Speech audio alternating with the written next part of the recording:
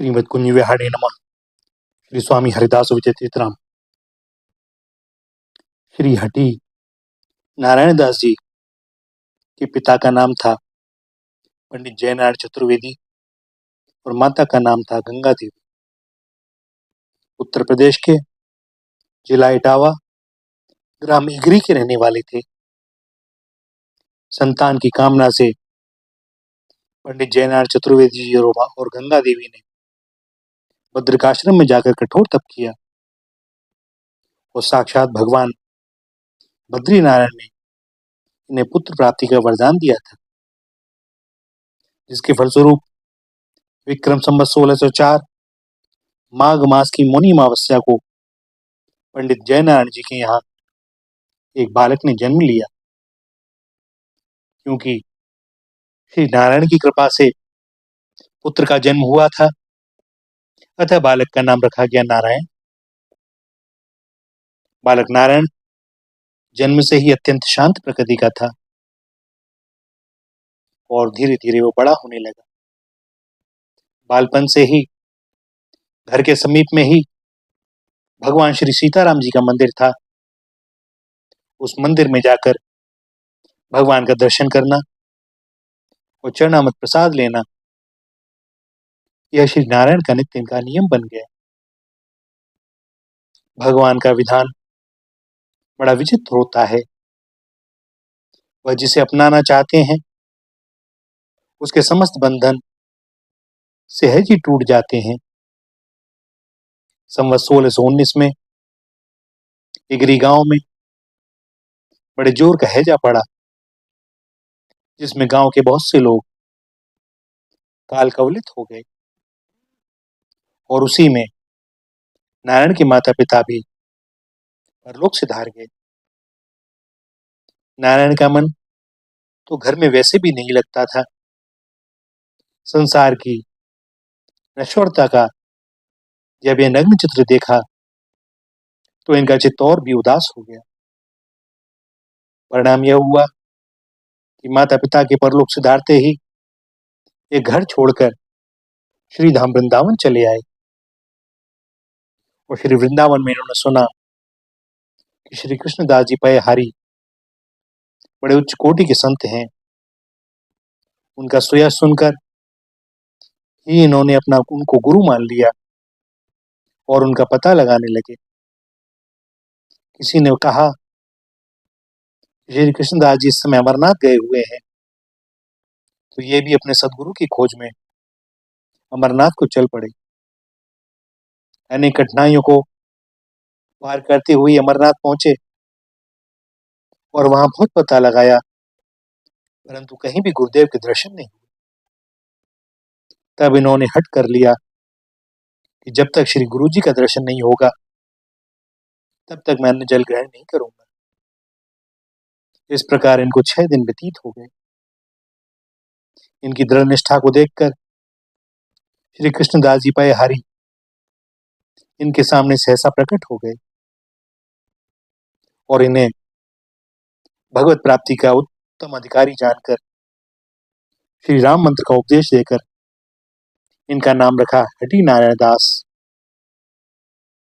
नारायण नाम पहले से ही था, क्योंकि सदगुरु देव के दर्शन के लिए हट कर बैठे थे, सो हटि, और दास तो दास ही, सो श्री हटि नारायण दास। यह स्वभाव से विचरण करने वाले संत थे। एक बार तीर्थ यात्रा करते हुए गुजरात प्रांत के नडियाद नामक ग्राम में पहुंचे और वहां के लोगों का भाव देखकर कुछ काल तक वहीं रह गए। इनका परम पुनीत दर्शन करके एवं उपदेशों का श्रवण करके वहां के लोग बड़े प्रभावित हुए। दिनों दिन इनका सुयश बढ़ने लगा। नडियाद ग्राम से कुछ दूर बसो नामक स्थान में उस समय एक बड़ा भारी तांत्रिक रहता था। उसको श्री हटि जी की प्रसिद्धि असह्य हो गई। उसने इनकी अप्रतिष्ठा करने का बड़ा प्रयत्न किया, बहुत से तंत्र मंत्रों का प्रयोग किया, किंतु सब व्यर्थ। श्री राम भक्ति के सामने तंत्र को एवं श्री राम भक्ति के सामने उस तांत्रिक को झुकना पड़ा। श्री हठी नारायण दास जी की भक्ति का उसके ऊपर ऐसा प्रभाव पड़ा कि वह अपना संपूर्ण स्थान इन्हें सौंपकर स्वयं कहीं एक अन्यत्र एकांत में जाकर भगवान का भजन करने लगा और श्री हठी नारायण दास जी बसों में ही रहने लगे। ये निरंतर श्री राम नाम रटते रहते थे। इनकी जिह्वा एक क्षण के लिए भी राम नाम नहीं छोड़ती थी।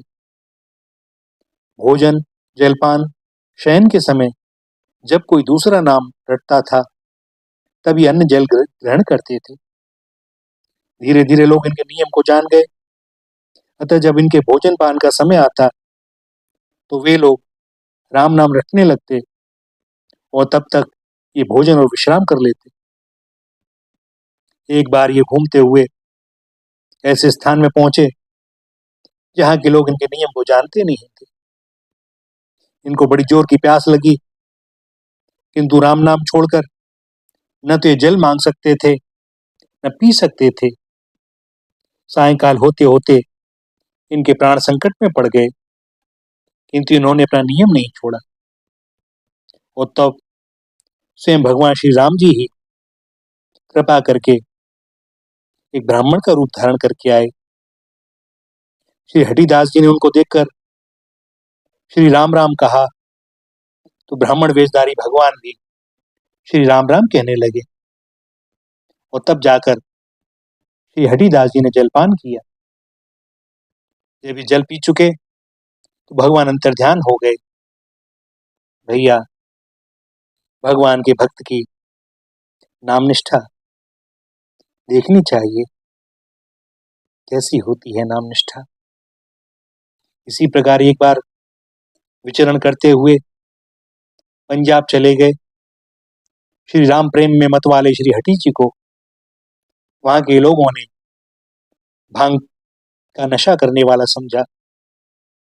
एक ने पूछा भी कि क्या आप भांग पीते हो, और ये भी मस्ती में झूमते हुए कह देते, हाँ, तुम जानते नहीं, मैं नामी नशेबाज हूं। लोगों को इनकी बात समझ नहीं आई कि ये राम नाम का नशा करते हैं। जिसकी जैसी अपनी स्थिति होती है वह शब्दों को वैसे ही पकड़ता है।